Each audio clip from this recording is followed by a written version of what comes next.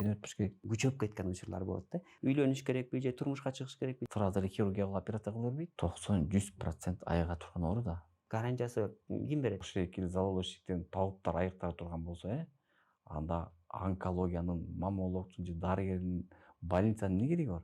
Домпойгон нерсе жүрөт деп жүрө берет. Оорутпайт дагы. Туура менен ысык жашоо, гормоналдык фондун бузулушу. Саламатсыңарбы урматтуу көрүүчүлөр? Главное ден соолук подкастына кош келиңиздер. Бүгүн биздин коногубузда эректүү дарыгер, онколог, маммолог, эл аралык университетинин хирургия кафедрасынын мугалими, медицина илимдеринин кандидаты Карапеков Бакыт Самарбекович. Бакыт Самарбекович, кош келиңиздер. Ушу биздин подкастка келгенге макул болгонуңузга чоң рахмат. Ошо бүгүн биз көтөрө турган бир көйгөйлүү, бир чоң суроо бар. Ал Кыргызстанда деги эле бүткүл эле дүйнө жүзүндө жалпы тараган бир оору, эмчектин залалдуу ишиктери тууралуу сүйлөшмөкчүбүз. Ошо башынан сизге болгон суроом, өзүңүздү бир аз тааныштырып кетсеңиз, өзүңүздүн тажрыйбаңыз тууралуу кыскача маалымат айтып кетсеңиз, биздин көрүүчүлөргө кызыктуу болот болуш керек. Рахмат. Мен өзүм Карпеков Бакыт Самарбекович, онколог, маммолог. Азыркы убакта онкология борборунда дарттарды аныктоо бөлүмүндө иштейм. Ошол менен бирге Авиценна клиникасында маммолог болуп иштейм. Мен өзү 2002-жылы Кыргыз мамлекеттик медицина академиясын бүткөм. 2002-жылдан 2004-жылы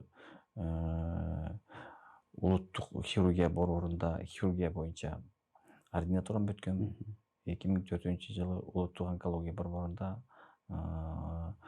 Кыргыз Орус Славян университетине аспирантура тапшырып, онкологиянын базасында ошол жерде аспирантураны бүткөм.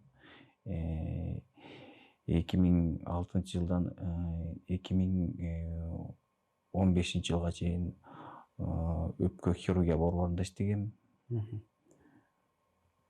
Ошол жерде кандидаттыгымды жазгам. Өпкөнүн залалдуу шишиктер оорусу боюнча. 2020-жылдан 2023-жылга чейин улуттук онкология борборунда маммология бөлүмүндө иштегем. Анан 2023-жылдан баштап азыркы кезге чейин улуттук онкология борборунда дарттарды аныктоо бөлүмүндө иштейм. Ошо элге жеткиликтүү болуш үчүн мен аракет кылайын, ошо жалпак жөнөкөй тил менен ушул оорунун кантип жеңсе болот, кантип алдын алса болот, кандай дарыласа болот эгер ушул оору менен жабыркап калган жарандар болсо. Бул аялдын эмчектин залалдуу шишиктеринин ордунда бул Кыргызстанда эң актуалдуу маселелердин бири. Ал аялдардын ооруларынын эң биринчи ордунда турат. Кыргызстанда бул оору менен ооругандардын саны өтө көп. Ошо көп болгондо статистикага таяна турган болсок, канча залалдуу оорулардын баардыгынан ушу эмчек залалдуу оорусу канча пайыз? Эмчектин оорунун пайызы залалдуу ишиктердин ичинен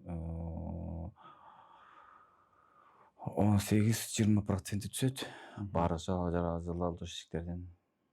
Демек ушу 18% деген бул биринчи орунда турат деген сөз. Биринчи орунда турат деген сөз. Залалдуу эмчек залалдуу шишиктер тууралуу дагы аныктамасын айтып кете аласызбы? Эмчектин залалдуу шишигинин оорун башлаганда адамдар өзү диагностикалап үйрөнүш керек. Ар бир адам жуунат, душка барат, баняга барат, же болбосо эртең менен кечинде турганда күскүнүн астына туруп алып өзүн өзү изилдөөдөн башталат. Өзүн өзү карап күскүдөн ошол эмчек бездерин кармап, алар эки жагы тең бирдейби, симметричныйбы, үлүктөрүнөн эч нерсе чыкпайбы, кээде чыгып калат, кан чыгып калышы мүмкүн, ар кандай суюктуктар чыгып калышы мүмкүн. Же болбосо эмчектин урпу ич жагына кирип калышы мүмкүн, бырышып калышы мүмкүн. Же болбосо эмчекти кармаганда ар кандай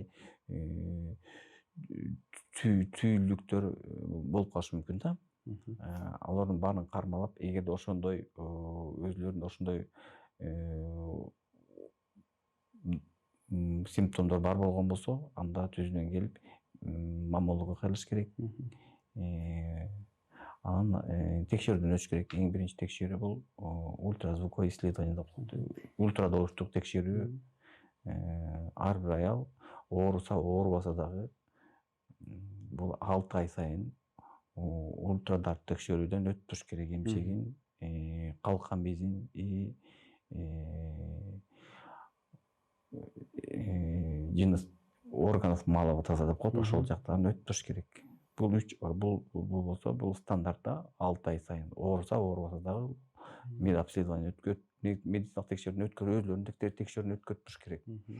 Так, Бакыт Сапарбекович, демек УЗИ баштала электе эле билсе болот турбайбы? Алдын ала эле күзгүнүн алдынан же болбосо жуунуп атканда эле ушул өзүн мындай кармап ушалап атканда эле ушул бир кандайдыр бир шишик пайда болсо же асимметрия пайда болсо, бирөөсү бирибизине окшошпосо же ушу бир нерсе чыгып атса, кан болобу же башка суюктук болобу, демек дароо эле бул дарыгерге кайрыла турган симптомдор экен, Ооба. Анан жанагы инструменталдык исследование тууралуу айтып кеттиңиз, ошо ультрадобуш депчи. Ошо ультрадобуш скрининг деп коет, ошону алдын ала эле 6 ай сайын төрөлгөндөн баштап эле бара бериш керекпи же кандайдыр бир жаш барбы? Мынча жаштан баштап барыш керек деп, же бир үйлөнүш керекпи же турмушка чыгыш керекпи же ага чейин деле барса болобу? Же эми төрөлгөндө эле барбайт. Бул деген эмчек бези бул кыздарда мындай айтканда 15-16 жаштан башталат. Бул 15-16 жашта бул залалдуу ишик оорусу пайда болбойт. Алардан биз мастопатия деген болот, киста деген болот, оолар ар кандай доброкачественный оорулар болот. Биз азыркы кездерде эми рак деп калдыңар. Бул залалдуу ишик оорулары мурун болсо бир 40-50 жаштан өтүп башталчу эле. Жылдан жылга бул оору жашарып баратат. Азыркы кездерде кээ бир адам 20-25 жаштагы кыздардан да пайда болуп баштады. Сиз эмне деп ойлойсуз? Эмне үчүн ушундай тенденция пайда болот? Бул тенденция бул биздин природага тиешелүү, тамак ашка, абанын булганышына, канцерогендей деп коет. Анан бул азыркы кыздардын эми көбүнчө багыл кээ бири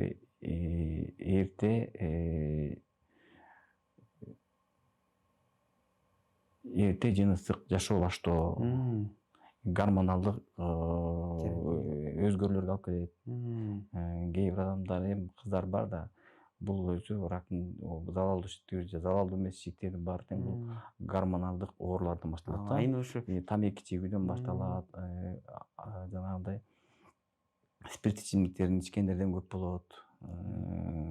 Албетте, тамеки чеккенде бул көбүнчө стресс снимать эткенде чегилебиз дейт да, бирок ошол эле убакта бизде организмде катехоламин деген гормон бар да, билесизби? Ошол эки вырабатывать этет да.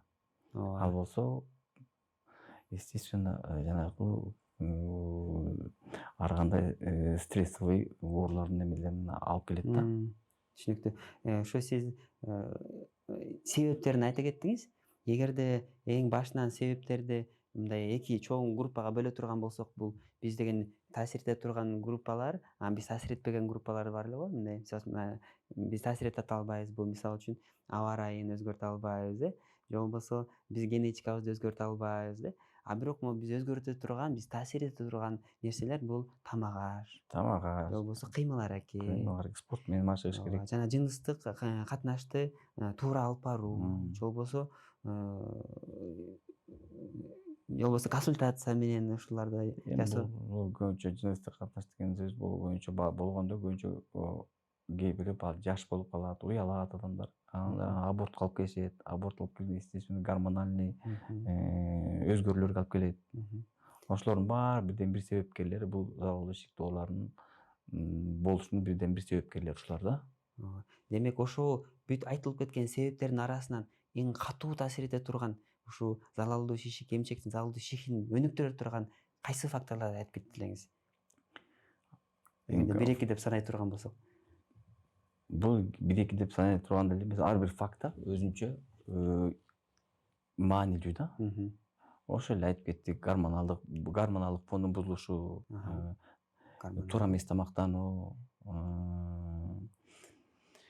туура эмес жыныстык жашоо.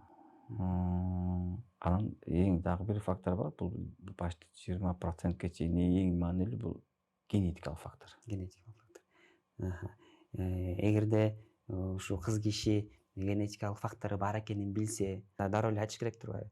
Мен мисалы үчүн жакын тууганым же болбосо апам ушундай рак болуп оорубаган деп, анан ошондо сиздин ушуга болгон ушу пациентке боло турган диагностикалык же болбосо дарылоо ыкмаларыңыз өзгөрөбү же башка адамдардагыдай эле болуп кетеби? Эч кандай алар маанилүү деле өзгөртпөйбүз аларды. Эл катары эле ошол текшерүүдөн өтүп турат. Ар бир жаран, ар бир биздин аял заты, мен айтып кетпедимби башында, 6 ай сайын ультрадоштугунан өтүш керек. 40 жаштан өткөндөн кийин ар бир аял 2 жылда бирден маммография өттүрүш керек. Эгерде ошондой белгилердин бирден бир себептери чыгып калса, симптомдор чыгып калса, компьютерный томография, контрастирование мындай бар, аны өтүш керек. Азыр Кыргызстанда көптөгөн технологиялар өнүгүп калды. ПИТ деп коет, аны өтсө болот. Синтеграфия деген бар, аларды өтсө болот. Анын баары уже тагыраак көрсөтүш үчүн же болбосо бул дополнительный исследованиялар да, кошумча Анан текшерүүлөр. мисалы үчүн эгерде дайыма эле ошо диагностика тараптан биз салыштырчу эмес белек башка чет өлкөлөргөчү, өнүккөн чет өлкөлөрдө ушул золотой стандарт деп коет го, алтын стандарт деп кайсы изилдөө эсептелет? Бул золотой стандарт дегенибиз ушул. Бул бизден каяка барсаң деле ошол эки исследование өтөбүз бизден. Мейли Америкага бар, мейли Турцияга бар, мейли кайсы ошол эле 6 ай сайын ушул профилактикага 6 ай сайын УЗИни өтүрүш керек. 40 жаштан өткөндөн кийин жана айтып кеткендей эле маммографиядан өтүш керек 2 жылда бирден. Анан анализдерин тапшырып туруш керек. Анан маммологко, гинеколог, эгер маммолог жок болсо, жашаган жеринде гинекологдорго, жок дегенде терапевтке барып көрсөтүп, кеңешин алып туруш керек. Түшүнүктүү.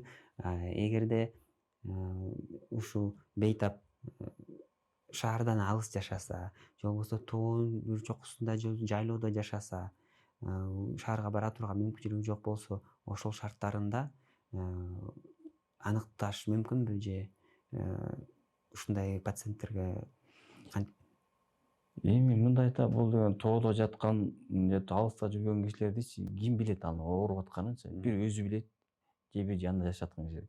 Ал деле текшерүүгө келип туруш керек да. Доктурга жок дегенде айылда жашаган участковый врачка келип туруш керек да, көрүнүп келет. Участковый врачтар ошондой симптомдорун билип калса, же ошондой бир маанилүү бир байдалган бездер болуп калса, алар деле улуттук онкология борборунда текшерүүгө жиберет, маммологко. Анан ал жерден текшерип, керек болсо ошого жараша дарыланат. Ооба. Негизи адам баласы ушундай эмеспи? Эгерде эчтекеси оорубаса, эчтеке козгобосо, дарыгерге барыштын эмне кажети бар? Аяка барып эмне акча коротом, жолго акча коротом, убактым кетет деп коюп жата беришет эмеспи? Анан бирок ушул залалдуу шишиктер көбүнчө учурда билинбей эле чоңоюп кетет. Анан кийин чоң болуп, анан уже билине баштаганда, симптомдор көрүнө баштаганда, анда ал уже башкача айтканда күчөп кеткен учурлар болот да. Ошондой учурлар сизге көп кездешеби же? Мындай да, андай учурлар аябай көп. Кыргыздарда эми бизде ушундайбыз да. Эч кандай бул эмчектин залалдуу шишигинде баштапкы башталышында көп деле байкалбайт. Оорутпайт дагы ал. Жүрө берет. Ушул жеримде бир без бар, ушул жеримде бир домпойгон нерсе жүрөт деп жүрө берет. Анан ал уже ооруп баштаганда, чоңоюп баштаганда, анда уже бизге келгенде практически да, мындай бизге келген оорулардын баары көбүнчө почти бир 50-60% бир 3-4 стадиясы менен келишет да, өтүштүрүп келишет. Алардын себептери ушул кыргызча дарыланышат, табыптарга барышат. Анан болбой калганда, жарылып эметип баштаганда, өтүшүп баштаганда анан келишет. көп адамдар ушундай да. Бул кыргыздардын биздин менталитеттерге дагы туура келип калат деп ойлоп калам да. Негизи эле ушул биз дагы көптөн бери күрөшүп келатабыз ушул табыттар менен же болбосо ушул элдин ичиндеги болгон дарыгерлер мененчи. Көп нерселерге деле жардам бериши мүмкүн, бирок кээ бир учурларда ушундай айыкпаган оорулар менен дагы алышканда мындай таң каласың да. Анан ушул көрүүчүлөргө да ушундай дагы бир сыйра айтып кетсек жакшы болот эле. Биздин дагы ошо бир максатыбыз ушул элдерге туура информация, туура маалымат таратуу болуп атат да. Анан мен кээде ойлоп кетем, биз ушул табыптарга же болбосо башка иштеген ушундай эл арасында иштеген дарыгерлерге мындай кашанын ичинде биз уттуруп атабыз деп, анткени алар өздөрүн көп мындай көрсөтүп атат, аларга келип кеткен кишилер көп, алар ушу мындай эмне коет, сарафанное радио деп дейт эмеспи, мен келип жакшы болуп кеткем, ушу жакшы жардам берди, андан кийин сен деле бар, сага деле жардам берет деп. Анан ошентип атып эле алардын дагы авторитети көтөрүлүп, алар дагы ушинтип барып атышпайбы? Мисалы үчүн көп учурларда билем, мындай айылда ушундай дарыгерлер, диплому жок дарыгерлерге элдин арасынан эле келип, очередке туруп тоглолтурган кишилер келишет экен да. Мындай тамырчы деп коет, же болбосо дагы бир чөпчү деп коет го. Ошондой. Ошол дарыгерлерге сиздин көз карашыңыз кандай? Анан кантип ушу элди туура багытка биз жөнөтсөк болот? Эми мындай да, бул табыттар деген, табыттар деле да может жанагындай көз тийди, тигиндей, мындай деген оорулар бар. Анын табыттарды дем салып ушинтип жүрүшөт. Эми аларды мен алардын көп маалыматым жок, но бирок деген азыр бул залалдуу шишик оорулар болуп калса, эми анда ошо эки залалдуу шишиктен табыттар айыктала турган болсо, анда онкологиянын, маммологдун же дарыгердин, больницанын эмне кереги бар? Анда ошолор элдин баары эле ошо табыттарга барып эле айыгып алат да. Анда ошо табыттар айыктырып эле анда больница онкологияга жөнөтпөйт болчу, дарыгерге жөнөтпөйт болчу. Ошол эле залалдуу шишикти же мастопатияны ошолор эле айыктырмак да. Он тилекке каршы айыктырбайт да, аягында өтүштүрүй туруп, анан биз акыры багыл оорулуу аябай кыйналып, оору өчүшүп кеткенде, анан жардам болбой калганда, бул табыттан жардам болуп өткөн айла жок, анан айла онкология больницага келишет да. Ошол эң өкүнүчтүү болуп атпайбы? Өкүнүчтүү өтүшүп кетип Эң атпайбы? акыркы учурда уже башка ыкмалардын баары жардам бербей калганда, андан ары бир гана операцияда, операциянын дагы гарантиясы ким берет? Эч ким жок. Постоянно эч кандай гарантия жок. Анда дагы мындай өтүп кетип атат. Бирок эгерде биринчи деңгээл же экинчи деңгээл учурда келгенде, анда оңой эле ошол эле кичинекей эмне деп коет, участокты алып эле койсо же болбосо туура дарыланып койсо эле, андан ары өнүкпөйт эле. Ооба, азыр деген бизде ушундайлар көп болуп атпайбы? Табыптарга баргандарчы. Дарылоо болсо, азыр эгер биринчи, экинчи башталгычы стадияларында келсе, бул рак. 90-100% айыга турган оору да. Айыгып кетет. Айыктырса болот. Азыр современный медицинада көптөгөн метод лечениялар бар. Азыр химия терапия коет. Ошол терапия менен деле айыгып кеткендер бар. Практикада көп эле болду. Азыр деген келген оорулар сразу эле хирургиялык операция кыла бербейт. Эгерде шишик чоң болсо, ошо баягы эмесине бар, генетический фон деп коет. Иммуногистохимиясына жараша баягы люминальный тип А, люминальный тип Б, хирнегативный, положительный, отрицательный деген формалар болот. Ошого жараша дарылап калган. Эгерде хирнегативный, положительныйлар болсо, люминальный тип буларда опухоль кичине чоңураак болуп калса, анда естественно подмышечный лимфоузлдар болуп калат. Химия терапиядан баштап туруп, опухольду, шишикти максимально кичирейтип алып туруп, анан операция кылса, бул оорунун багыл дарылоонун эффективдүүлүгүн 70-80%га чейин жакшыртат. Демек, медицина ордунда тура эле турбайт, Турбайт да. өнүгүп атат.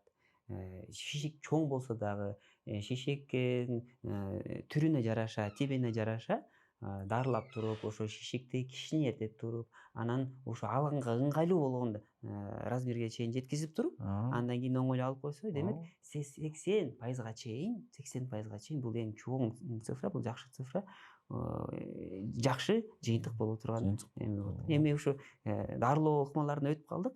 Эми сиз эң башындан оңой дарылоо ыкмаларын айта кетсек, мисалы үчүн биринчи эле деңгээлде болуп калды, же болбосо жаңы эле келди, биринчи жолу кайрылды, ошондо эле же болбосо скрининг учурунда мындай кокустан биринчи деңгээл залалдуу шишик таап калдыңыз. Ошол адамга кандай Ал протокол? биринчи ошол экинин баары тең. Азыр деген бизде мурун болсо секторальный резекция кылып, эмчектин шишигин алып туруп, диагностикага жөнөтүп, андан кийин гистологиясын чыккандан кийин анан дарылачубуз да. Азыр деген эң жөнөкөй ошол эле ооруну биринчи этапта УЗИден көргөндө, маммографиядан, компьютер томографиядан ошол шишик пайда болуп калган көрүп турган болсо, ошол эки же залалдуу шишик, же залалдуу эмес шишик болуп калса, биз трепан биопсия, кор биопсия деп коет. Обычный шприц менен аттырып, анализ алып, гистологияга жөнөтөбүз. Гистологиядан чыкканда, эгерде залалдуу шишик болуп чыгып калса, ошо иммуногистохимиялык текшерүү деп коет, ошого жөнөтөбүз. Ошол эки иммуногистохимиянын түрүнө жараша, айтып коетпаймынбы жана люминальный тип, А, Б, там положительный, отрицательный. Биздин Кыргызстандын шартында ошондой бар, бизде лабораториялар бар, жүрөт. бизде онкологияда бар ошондой. Канчадан бери бар же көптөн бери эле? Көптөн бери эле бар. Бул долбоор иштеген проект неме да, иш да. Азыр деген ал иммуногистохимия деген эмчек оорулары үчүн бекер текшерет. Демек, пациент кайрылганда эле онкология борборуна барганда, ошол жерден бүт анализдерин алып, керектүү изилдөө иштерин жүргүзгөн бул акысыз. Багыл онкологияга болгучокту, эгер онкологиялык болуп, ошол эки текшерүүсү жанагы гистологиясы, эгер залалдуу шишик болуп калса, андан нарса акысыз болот. Ага чейинки этабы бул биринчи кайрылуулары УЗИ, рентген, бул биринчи баштапкы этаптары, эми ал өзүнүн прейскуранты бар, онкология, ошого жараша текшерилет. Түшүнүктүү. Демек, кайрылганда биринчи деңгээлде аныктадык, анын кандай түрү экенин аныктадык. Эми андан ары ал пациентти кандай алып кетебиз?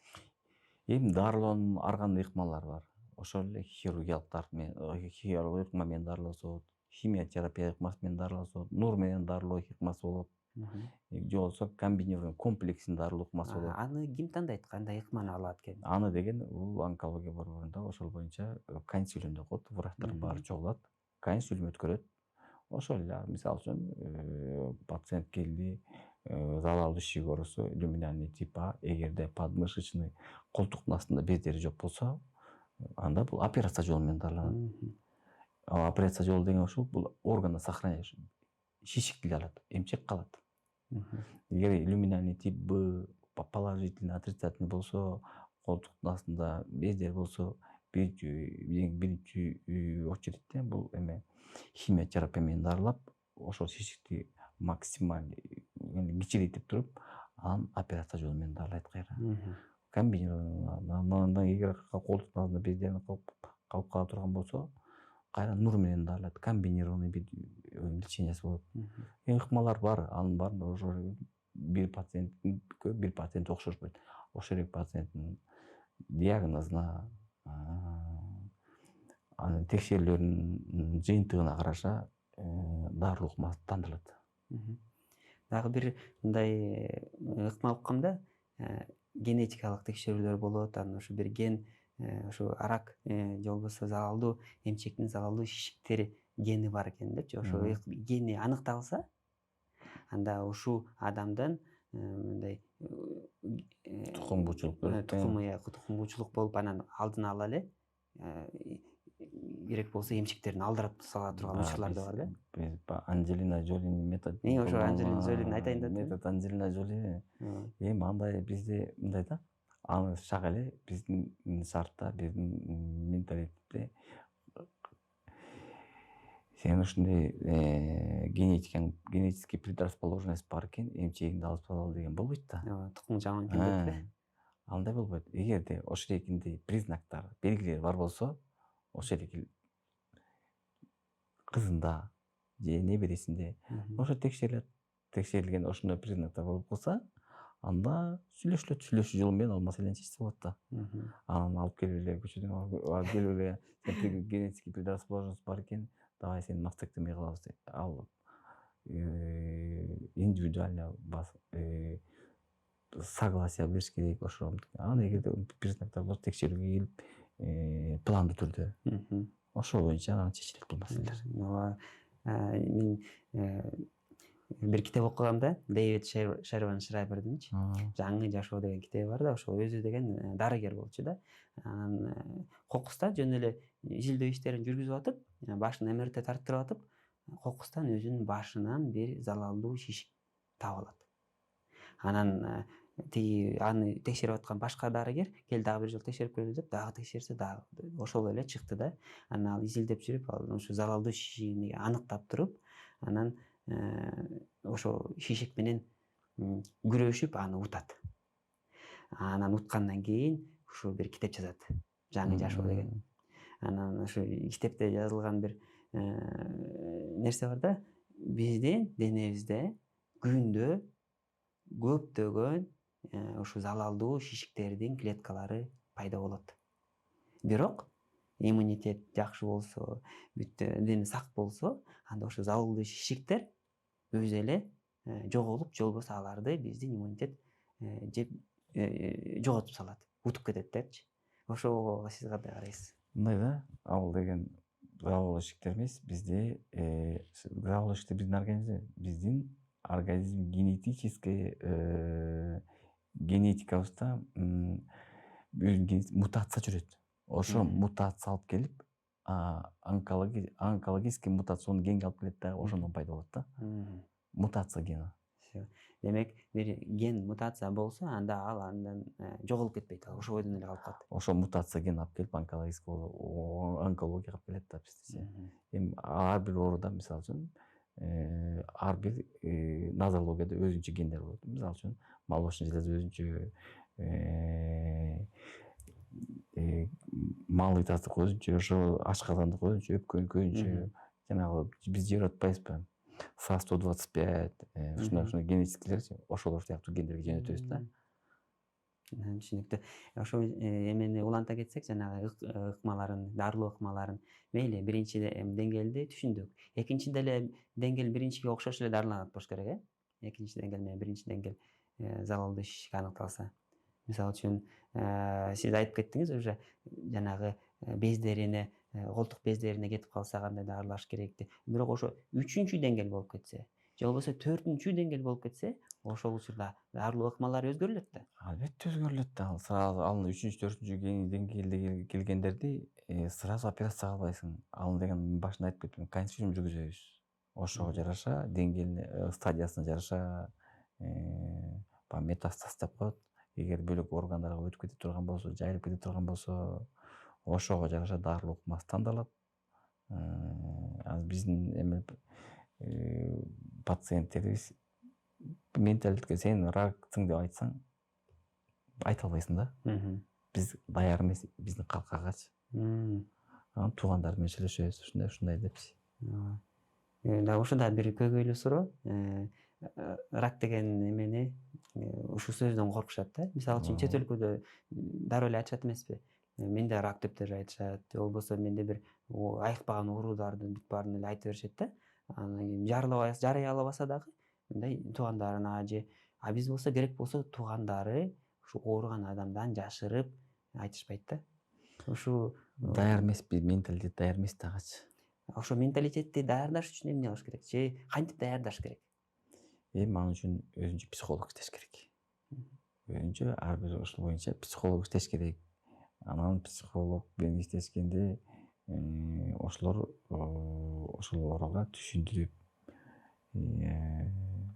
андан ары лечениясын, андан ары реабилитациясын баарын түшүндүрүп айтыш керек. Туура түшүнсөң эми баягы ал эле түшүнөт да, оорусун. Баары билет да акыры. Ооба, акыры билет. Керек болсо билип деле дарылана берет. Ошо биринчи айтканы бул эң биринчи уккан адамдан жаман көрүп калабы же кандай башкача сезимдер да. Биринчи уккан адамдан. Ошон үчүн кээ бирөө сразу эле биринчи өзү туура кабыл алат, кээ бирөө туура эмес кабыл алат. Ар ким адамдар ар кандай болот да эми. Бул мындай чоң суроо, биз дагы азыр ойлонуп кеттим аябай. Мындай кантип чын эле мындай айыкпаган оору же болбосо аябай катуу күрөшө турган оору болсо мындай кантип айтса болот? Мен практикам көбүнчө биз туугандар менен сүйлөшчү элек. Шак больной оорунун артынан сен раксың деп айтыш кыйын. Ал үчүн анын сөзүн анын биринчи психологиясынан башташ керек болчу. Демек ошо бейтаптын жанында болгон туугандары же болбосо достору болобу, алар менен алдын ала сүйлөшүп, аларды даярдап, анан айтыш керек турбайбы, алардын да мааниси аябай чоң турат. Психологический мындай поддержка, колдоо Эми ар бир эле бул залалдуу ишик менен ооруган ар бир бейтап эң биринчи очто психологиялык жардамга муктаж да. Биздин ошо онкология центринде борборунда психологдор иштешеби? Барбы ушул мындай штаттын ичинде официалдуу түрдө?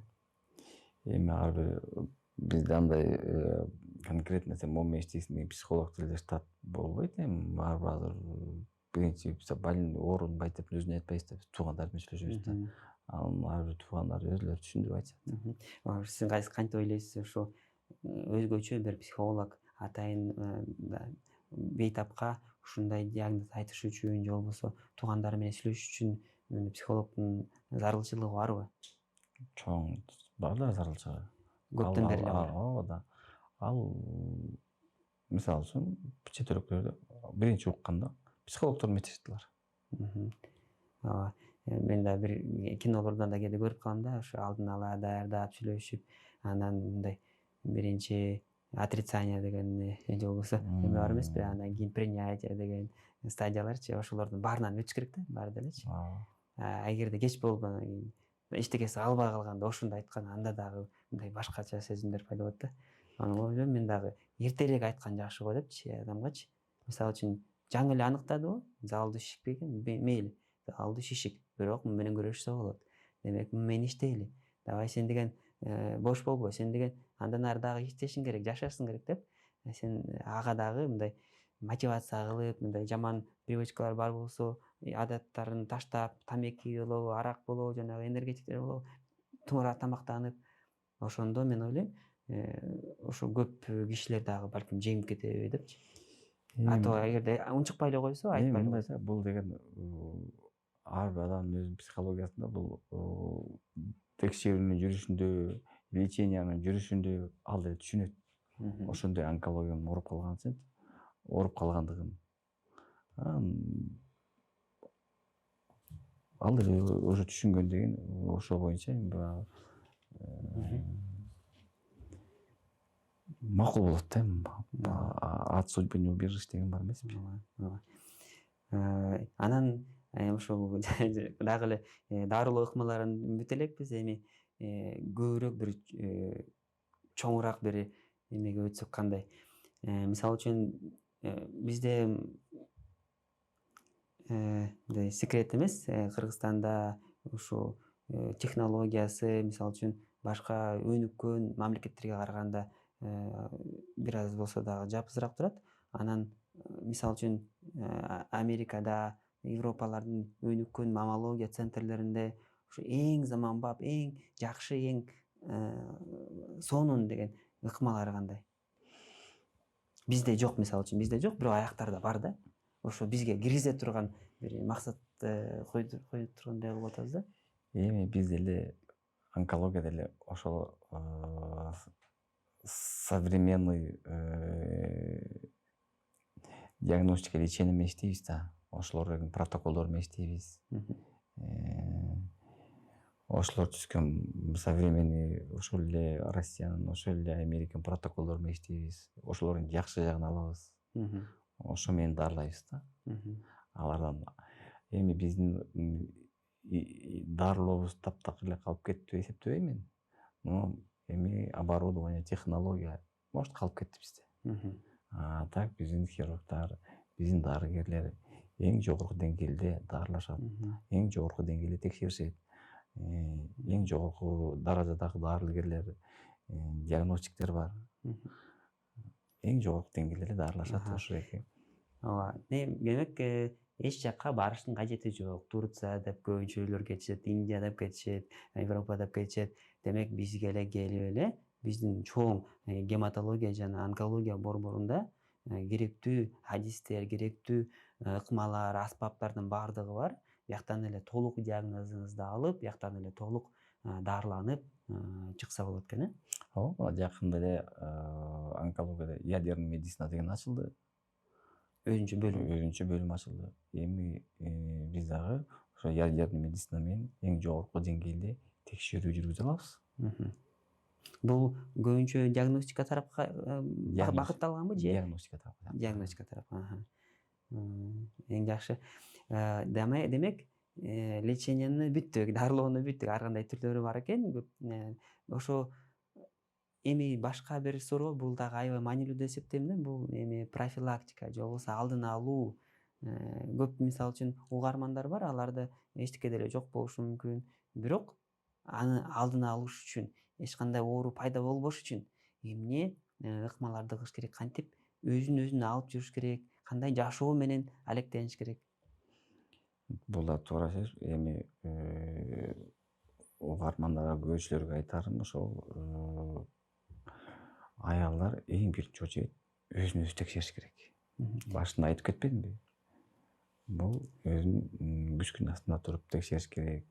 Ар кандай бүртүкчө, эмчек үчүнө бүртүкчөлөр, бездер, эмчек учунан ар кандай суюктуктар чыгып кала турган болсо, сиздин дарыгерге кайрылыш керек. Бул бир. Анан дарыгерге кайрылгандан кийин эми азыр алар деле бөлүнөт. Бул доброкачественный, злокачественный деп. Шишиктин баары эле залалдуу шишик боло бербейт. Ошого жараша, дартка жараша дарылуу ыкмалар пайдаланылат.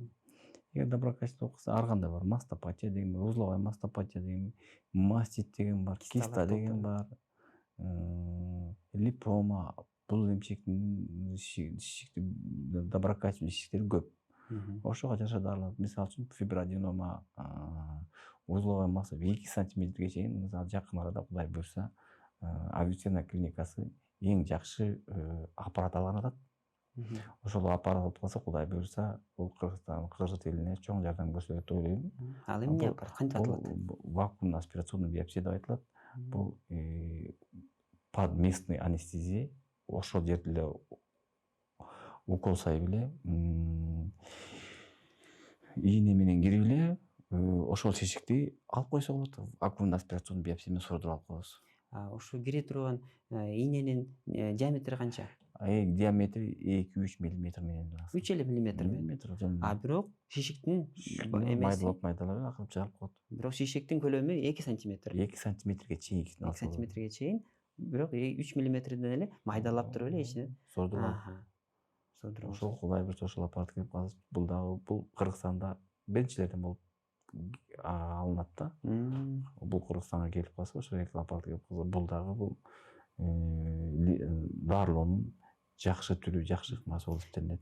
Демек жакын арада ошо Авиценна клиникасында ушундай аппарат күтүлүүдө.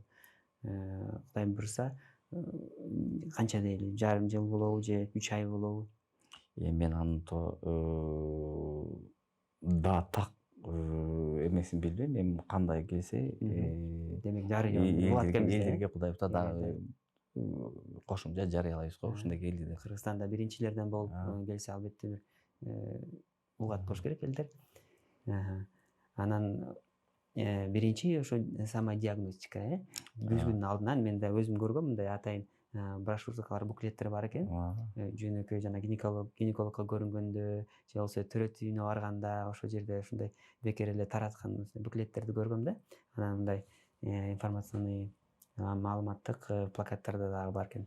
Бул дагы аябай маанилүү.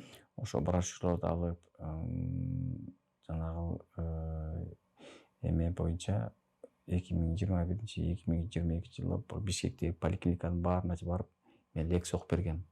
Профилактика, лечение, алдын алуу максаттары, кандай современный метод лечениялар бар. Ушул боюнча ар бир поликлиникага барып врачтарга лекция окуп бергем да. Мен ойлойм, ошол лекциялардын жардамы тийип атат врачтарга. Албетте, сиз бияктагыларга угуп берсеңиз, бияктагылар андан ары региондорго таратса, алар региондогу поликлиникалар, ФАПтар элге жайса, албетте алар жардам берет. Биздин дагы бир максатыбыз ушу YouTube аркылуу же болбосо башка социалдык тармактар аркылуу ушул маалыматты жайуу да.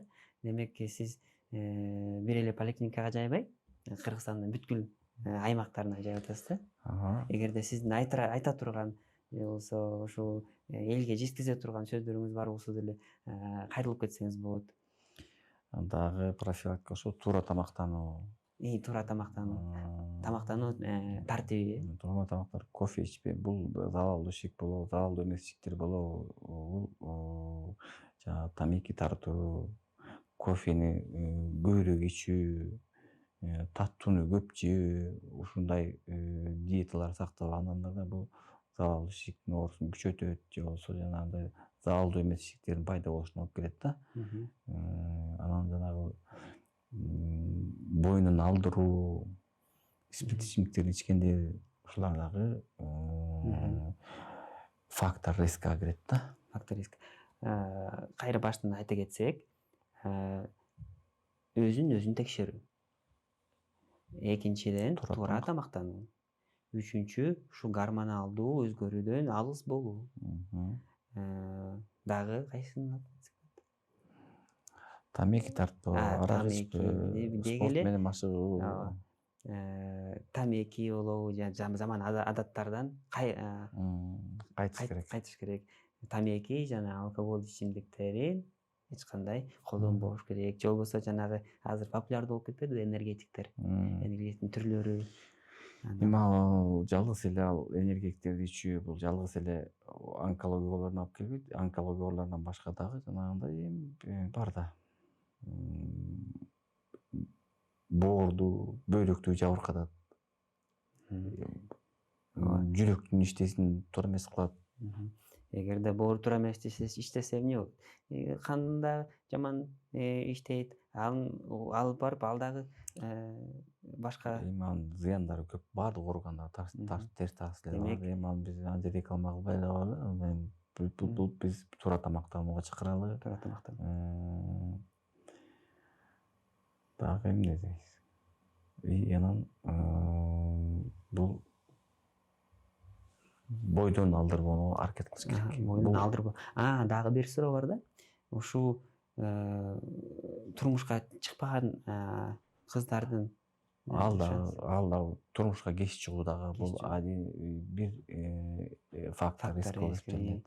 Анткени ушу эмчектин ичинде да кан тамырлар бар да, алар да иштеп туруш керек. Алар дагы мындай гормоналдуу дисбаланска алып келет да.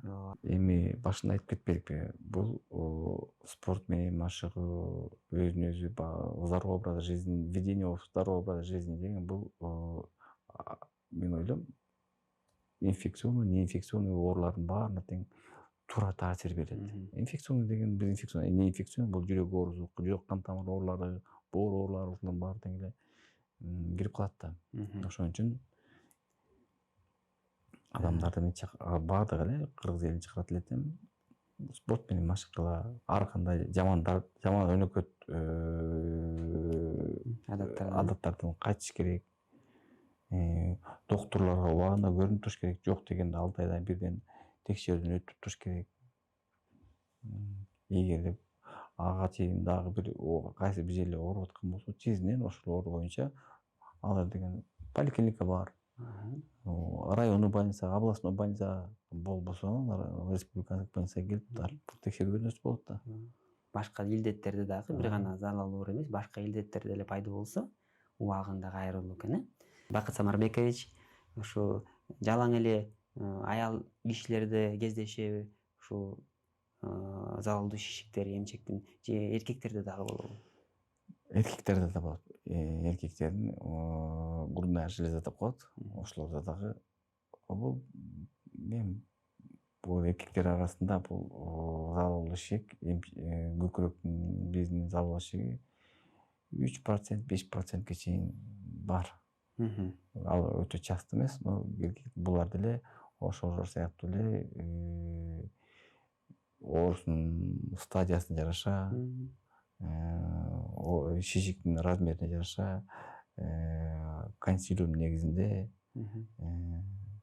лечение алат, ар кандай түрлөрү болот. Аялдарды дарылагандай эле дарылайт туурабы? Ошондой эле дарылайт. Сиздин практикаңызда эркектер канча болду эле? Эми мен баягы 1-2 деп айтпайм, эми баягы болгон, кездешкен андайлар бар.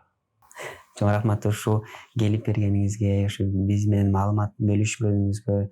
Мен ойлойм ушул керектүү маалымат деп ар бир гана аялдын кишилерге эмес, үй бүлөгө керектүү маалымат деп. Эгерде сизге кызык болсо, ушул маалымат сизге тиешелүү болсо, даже тиешелүү эмес болсо деле көрүп, эгерде керектүү сурооңуз бар болсо же биз бияктан айтып кетпеген темалар бар болсо, анда сиз комментарийге жазсаңыз болот. Андан тышкары, эгерде жаза турган комментарийлер аябай кызыктуу болсо же болбосо мындай көп болсо, анда Бакыт Самарбекович өзүнөн бир консультация, акысыз консультация алсаңыз болот.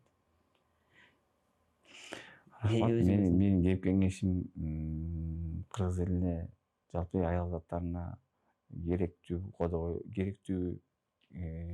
кеңеш бердим деп ойлойм. Эгерде дагы кеңешиңер болсо, Авиценна клиникасына байланышсаңар, менин консультациям 1, 3, 5 күнү саат 3-төн баштап болот. Кайрылсаңыздар, мен дагы мындан кененирээк жекече түрдө маалымат бергенге аракет кылайын. Рахмат. Чоң рахмат, урматтуу көрүүчүлөр.